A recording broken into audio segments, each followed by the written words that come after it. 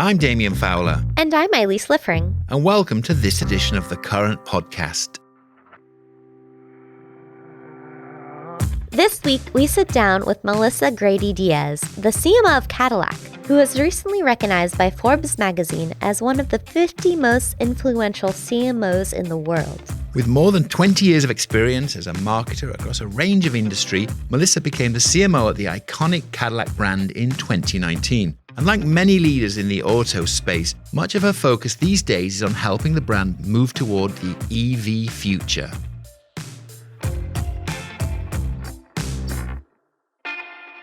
I think something that is very much at the core of who I am and who I am as a marketer is having this symbiotic relationship between right and left brain. I am very data and technology driven, but I also am very insight driven and love to understand what drives human beings, what makes them love things or not like things. So the combination of those things, I think, really kind of sets me up in how I develop my teams and my organizations. When I look at any problem, I always start with data. I'll walk through one of my favorite Cadillac examples to bring this to life a little bit. When I came to Cadillac, we started with the data. We started with who, at the time, our most valuable customers were to try to understand who are the customers. And within the data, something that was really interesting that came out was that we saw the title of president, CEO, those types of titles really popping way above the general population with the index. And when we got into what Cadillac means and the human insight, it's because Cadillac has always been a brand that represents achievement, something that people who believe in the American dream and work really hard and get to a certain point in life, the Cadillac becomes part of that journey. And so as you look at the data and what the data says, and then this beautiful human insight that comes out of that, then that becomes the way that we can approach the world. And then taking, what's the technology we need? What are the methods that we can go to engage with these people? So I think that having those three things always within how I'm approaching every problem is something that is very Melissa Grady Diaz. Your career has also basically covered the gamut. You started in cars before stints on the agency side, in telecom, insurance, even taxes. What brought you to autos? It's interesting because I think, as you can see, I'm really industry agnostic, but I do love automotive. Cars are one of the bigger purchases that people make in their lives. It's very emotional. And cars are just amazing. So I do love being in automotive. It's where I started my career and I'm back. But I think what's brought me through all of those different roles and all of those different industries is a core passion for performance-driven marketing. It's something that I discovered when I was in grad school. My entire life, I knew that I wanted to be in advertising. And I think I weirdly, when I was younger, knew I wanted to be in advertising before I really understood even what that meant. But as a child, I used to insert commercial breaks into my plays. As I went into college and grad school, I intended on being in advertising. As I went into Northwestern, and this was the late 90s, so it was really when performance and data-driven marketing was really starting to become a bigger thing. And as I started that program, someone asked me the question, do you like math? And said, there's this whole new type of marketing that's coming up. It's math and technology based. And if you learn those skills, you'll be one of the first people to really have those skills. As I dove into that and I worked very closely with a lot of my professors, I really found my passion. And it's, I know that it sounds pretty geeky to be so passionate about statistics and human behavior and how those come together. But I really love it. And that's been the impetus for each of my jobs is what am I going to be able to go create and build at each of these organizations. And I've loved everything I've done. I love that story about you being obsessed with ads early on and wanting to get into ads. I mean, that's kind of unusual. Was there anything that sparked your interest when you were younger that you recall? I've thought a lot about this. I don't know if it was just something that was appealing to me, like, how does this work? But I used to love the show Who's the Boss? And Angela was a huge role model for me, and I wanted to be like her. In the movie Mr. Mom, Terry Garr went into advertising, and I watched her in those meetings and how she handled herself. And I think those were two early things. When I look at that same time period, we also had Claire Huxtable, and I did not want to go into law. So there was definitely something to the advertising draw. But I think having those role models and looking at what life could be like, I think was very inspiring to me. Before we get to the next big point, has it lived up to the dream? I absolutely love what I do. Yes. Okay. On that point, we saw Cadillac sales increase by over 28% in Q1 of this year, and the brand was deemed the third most considered luxury brand amongst consumers.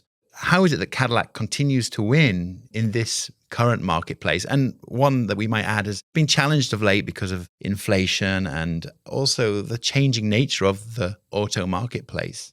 I'll just add one more thing in there. In a recent Harris poll, we were cited as one of the fastest growing Gen Z brands as well, or brands among Gen Z. So I think it all comes back to the same thing. We're really seeing this momentum within the Cadillac brand. And we've recently gone through a whole new brand strategy, visual identity, which I think you see coming out in a lot of the work. We have the brand idea of Be Iconic. All of that comes from the brand DNA and the brand core. When you partner that with this amazing portfolio of product that we have and our ICE, which is internal combustion engine, and now we're starting to introduce these EVs that I really think are going to change the game. I think when you put all those things together, it's really set us up, and that's how we're activating the brand.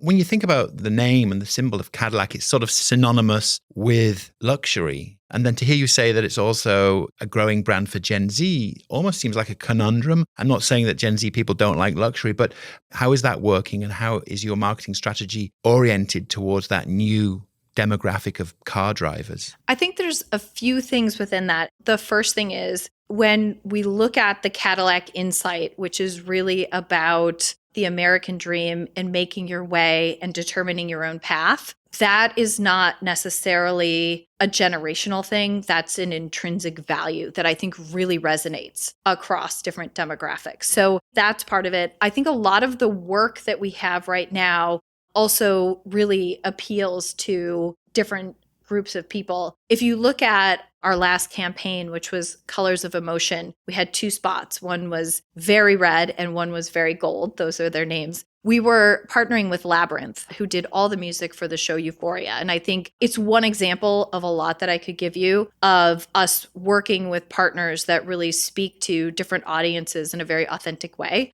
Once you understand your insight and you're really trying to connect with people, I think that it just helps the whole brand move forward. Are there particular models of vehicles that you see Gen Zers leaning towards the most? A very interesting fact is that both Escalade and our Blackwing vehicles tend to appeal to younger customers. But I think if I were really to look at the vehicle that most speaks right there, we have the XT4. The XT4 has been number one in segment for a while. We have a new updated model, we call it an MCM, that is just launching right now. And this vehicle has a beautiful 33-inch screen, great rear legroom, and it's a very fun to drive, great vehicle. So I think we definitely have the right vehicles. As we move into EV, we're absolutely seeing that appeal to even our current portfolio, the vehicles that we have for them today, they're working well. Now let's jump into the performance marketing mindset a little bit. How would you say you infuse that mindset into your brand marketing? And overall, just how brand and performance come together? One of the reasons that I really wanted to come to Cadillac, and one of the things that I think is so important, and I love that this is becoming a bigger conversation within the industry, I do not believe that there is brand and performance. I think that as a marketer, you should always be trying to move your brand forward. You should be trying to drive growth, and you have to know what it is that you're trying to achieve. So at some levels of interaction, you're really looking at how do I get people to take note of the brand? How do I get people to consider the brand, whether they're in market in 3 months or 3 years? And then as you get closer to purchase, it becomes a lot more, what specific actions am I looking for people to take? And I think that it's just a matter of following people through their journey. Now, how we approach that is we've taken the whole United States, and we've modeled out for both a propensity to Cadillac and a time to in market. And then we use that for targeting and messaging. So for people who are going to be in market, we look at where are they shopping? What kind of shopping tools do we need for them? What actions are they going to take? And how do we be there with the right message and then measure that? And then for people who really, I call them all of our future owners, right? This is our future owner file. For all those people who should be our future owners, how do I get on their radar? And what does that look like? So any media that we're buying, we have either a direct match to our audience or an index to our audience to make sure that we're always furthering the conversation with that target. Now, it was announced that Cadillac will be shifting the brand to become an EV label by 2030, and I believe that's an exclusive EV label by 2030. And now that's not too far away. Like, what drove the urgency around this, basically this complete shift? Cadillac has always been, when you look at our history, we've always been innovators. We talked about Cadillac standing for luxury. We've been referred to as the standard of the world. And within the GM portfolio, we will be the first brand to be all EV. It makes sense. It's a core Cadillac thing to be really bold, to make those bold decisions, and to be innovating and driving the world forward. Given this big shift that Cadillac's making towards the EV future, do you feel as a marketer a sort of sense of responsibility as well to help move the needle, to help move and shift that mindset towards this inevitable electrified future for cars? We've really seen a big shift over the past few years where that conversation has changed. A couple years ago, we did really need to educate people on EVs, to educate people on where the ecosystem is going, to really talk about and address things like range anxiety. Where we're seeing now, EV adoption, and as more EVs come into the market, is just accelerating at a faster pace than most people expected. The other thing is, as more and more government regulations are coming in about EVs, people are starting to become more educated. The role that we play in that is to continue to educate them, but also to just excite them about the vehicles. And on a lot of the vehicles, the vehicle itself is such a draw and is so exciting that that's pulling people into the EV ecosystem as well. Education can be dull, but seeing beautiful new vehicles is exciting for sure. You know, is there a sort of underlying change the world philosophy there that extends out into the broader marketing plan? It definitely permeates everything that we do. When we look at our brand purpose, it's we exist to champion big dreams and bold ambition. And that came from, as we were talking about earlier, this insight that we have as we were going through our new brand strategy development. We asked the question, if Cadillac vanished from the world, what would be missing? And it goes beyond performance, beyond vehicles, beyond luxury. What would be missing? And it's such a simple question, but it's so powerful. If you think about it, if Cadillac didn't exist, it's an American icon and a symbol of the American dream.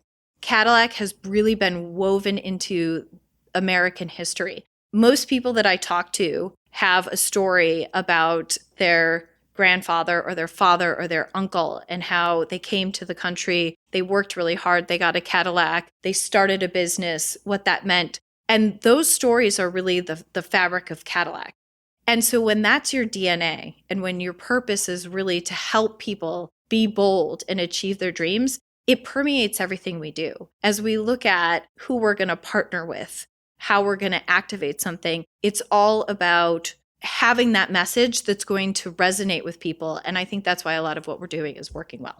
And I might add, it's in quite a number of songs. We are one of the most mentioned manufacturers in song lyrics. So in lots of ways, we can safely say that you're kind of helping revolutionize the auto industry and its approach to marketing. But we're going to sort of look ahead a little bit here and say, you know, looking past the EV deadline for Cadillac, what do you think the space is going to look like in 10 years, 20 years, 30 years out, if that's something that you could think about? I love to let my imagination go wild with those kinds of conversations. If we look at that 10 to 20 year horizon, it's a really interesting time. Going back to the earlier part of the conversation, a quote by Steve Carlisle, who just retired from GM, was that it's the end of the ice age.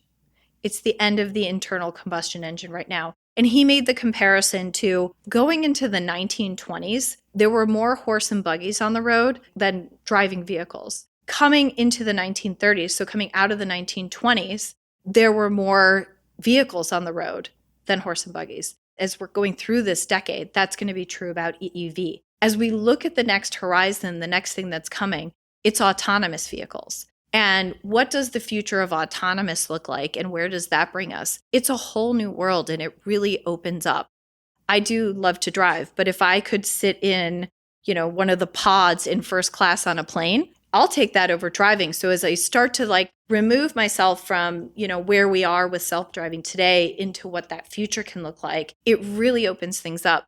The other thing that I think about a lot when I think about autonomous, and this was something that personally for me made it really hit home. A few years ago, before my grandmother passed, she could not drive anymore. I remember the process of what that was like, and I've talked to a lot of people who have family members who, because they can't see or have issues or they're older, can't drive. And when you think about what autonomous means in that world, when you think about what it means in a world of zero crashes and enabling people, it's a really beautiful thing. And that's really where the future's going. The other thing that's so fascinating to me that I don't even know, my brain can't comprehend where we'll go, is the vehicle as a software platform. I worked at Motorola for years, as we talked about, being in that world, the evolution from the flip phone to the smartphone. And if you think about the early smartphones and where our minds went, and we were downloading ringtones and wallpapers, and it was really awesome, right? And if you think about where we are today with the computers in our pockets and what that's opened up, even being in the industry then, my brain was trying to understand, and I think it expands every day what that looks like. That's where automotive's going. So as we start to look at what does that enable in 10 years, 20 years, it's going to be a whole new world, and it's just super exciting to be part of. Some people say that every company is going to be a tech company eventually. And somehow we're already halfway through 2023. What's the most exciting, perhaps inspirational thing on your marketing plan for the rest of the year? We're going to continue doing a lot of the innovative marketing that we always do, looking at how we leverage technology. But if I look at the two things that I'm really excited about going into the rest of the year, well, I'm going to go backwards and then I'm going to go forwards. We did just take the podium position at Le Mans. So for any racing fans out there, that was an incredible moment. And so I'm really looking forward to, as racing unfolds for us, what that looks like. We've got Escalade IQ. I can't wait to reveal that to the world. It's going to be really exciting. And then this is our second year at the US Open. So I'm really looking forward to that activation. I think it's such a wonderful place where people come together from across the globe. So I think those are the things that are really top of mind for me, or top of excitement for me right now.